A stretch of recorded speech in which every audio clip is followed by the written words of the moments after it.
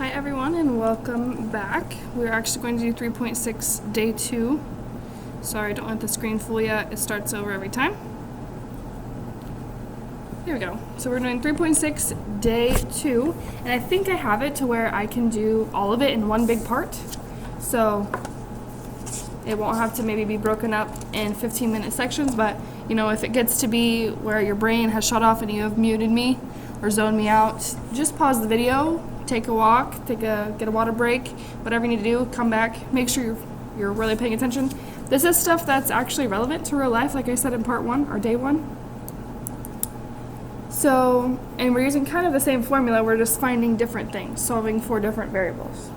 That's really what we're doing today. We're going to use that same p times 1 plus r over k to the kt that we learned in day 1.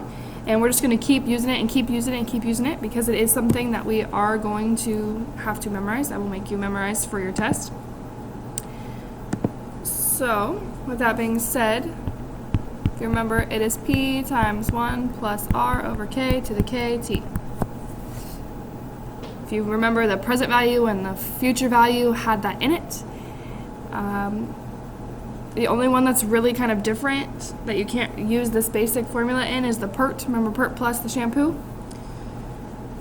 You have to shampoo continuously to not get dandruff. Therefore, compounded continuously is the PERT. Okay, so our job is to check this guy out and plug into our formula and solve for whatever they want us to solve for. So if you are the person that likes to read through it first and put the letter, the variable that it is describing or that number you're going to plug in for it, that's fine. So I'll do that. So if John invests $2,300 into a savings account, so that's what he puts in, I know that's going to be P. It has a 9% interest rate, that is our baby R, and it's actually going to move the decimal 2 places, be 0.09. Okay, it's compounded quarterly. The word compounded is our K, and it's compounded quarterly. How I sometimes remember this is K is compounded. I know that's not how you spell compounded, but that's the K sound is there. So again, if it's compounded quarterly, there's 4 quarters in a dollar, there's 4 quarters in a year. So K is going to be 4, and we have to figure out how long will it take, so we're finding time, until his account balance becomes $4,150. That is his end number. We want to end with that amount, so it actually becomes our A. So we're really just solving for T. Okay, so now we just plug in everything we know. Our A, we said is 4,150. That equals our P, which we said is 2,300, times 1 plus our R is 0.09, over our K is 4, to the 4 times T. Because we're solving for T, there should be a variable left. Okay, so our job is to solve for T. So first thing, when we're solving with anything with a power, we said we want to get just one big base, right? So we're going to get rid of that 2,300 out front. And we can just leave it that fraction.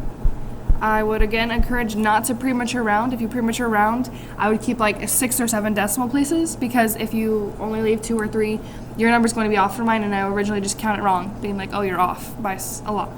So try not to premature round. Try to leave it fractions. If you do premature round, try to keep like 6 or 7 decimal places, just to keep it as the most accurate that you can. Okay, so from here, I have one big base, right, to a power. So this is where some people get stuck and they're like, I don't know what to do when we have a power. Well, every time we've had a power, we want to bring it down, right? We don't like them up in their power. Every time I bring it down, I have to take the ln of both sides because it doesn't already exist there. So now I have ln of 4,150 over 2,300 equals our 4t came down front, and we have ln of 1 plus 0.09 over 4. From here, I like to do it all in one big go. You can separate if you want. I see that this 4, to get rid of the 4, I have to divide by 4. To get rid of this ln business, I have to divide by my ln of that whole thing. So those would cancel out, and we'd just be left with t over there. So then I would divide this side by the exact same thing. Again, if you have to make it 2 steps, that's fine. Type this whole business into your calculator. We know how to do that. When you do, it should give us 6.631 years. Now, you might originally want to stop, and in the past we would have stopped. But now I know when we're compounding quarterly, I know it either needs to be 3 months, 6 months, 9 months, or 12 months. Because those are the quarters. If you break down 12 months, it'd be 3, 6, 9, 12. So I had to figure out what 6.631 years is closest to, because I don't know what 0.631 of a year is. So to figure that out, we just take our 0.631 and multiply it by 12 months in a year. When we do that, we get like 7.5-ish. So 0.631 of a year is 7.5 months. That is not one of my quarters. That is not one of my 3, 6, 9, 12. It is closest, though, to 9, because it's already surpassed 6. So the answer would actually be 6 years and 9 months. It's probably the trickiest part of this, is remembering to do that. So you take your 0.631, make it into months, and then I know it's quarterly, therefore I have to find the closest quarter I can, which is 9 months.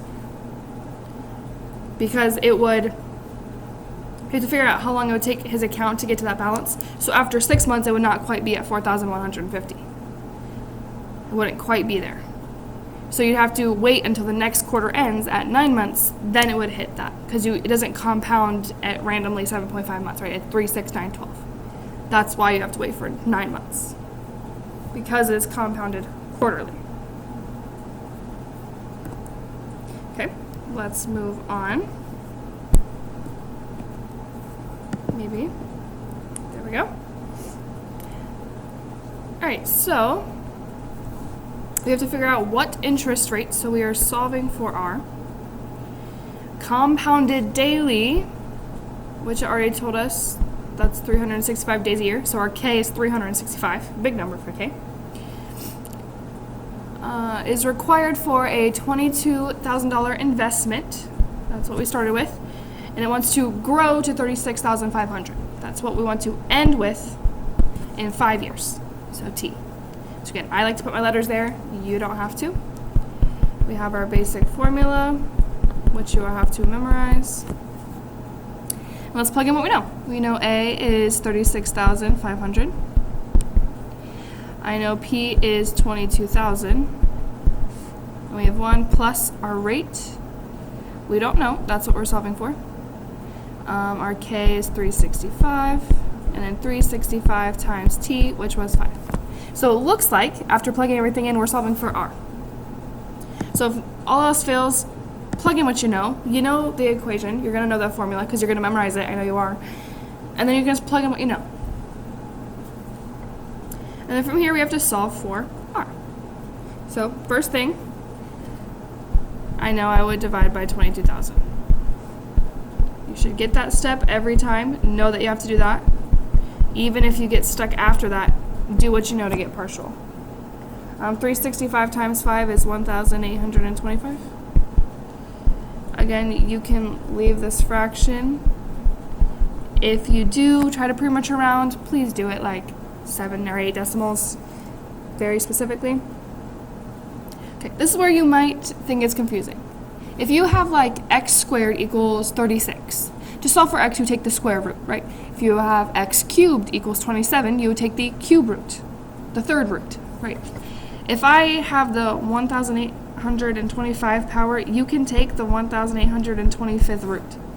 It sounds crazy, but any power you have, to get rid of it, you take that root, and the root and a square root, like the power and the square root, cancel. And again, I will show us how we can get this on our calculator, and it'll do all that junk for us. You do not have to do any brain power for that. So equals 1 plus r over 365. Obviously from here, I'm going to kind of do it in one step. We're going to subtract 1 on both sides. So I'm going to subtract 1, and then we'd multiply by 365. Just to save room, I did it all in one big step. So we have 365 times the 1,825th root of that business minus 1. Good morning, teachers. If you dress up today, please head down to the library for a picture. If you didn't dress up and you just want to see something good, go down there and look at Mrs. Gutman. All right, thank you. Okay. So I might, again, after this slide, I might have to pause then to go take that picture. So I lied when I said there wasn't two parts. But once you type this business in your calculator, you should get 0.10127. And when you multiply by 100 to get your rate, you get 10.127%. That is our rate. Okay, apologies, I do have to pause, so there will be a second part to finish up the rest of them. But like always, let me know if you have any questions.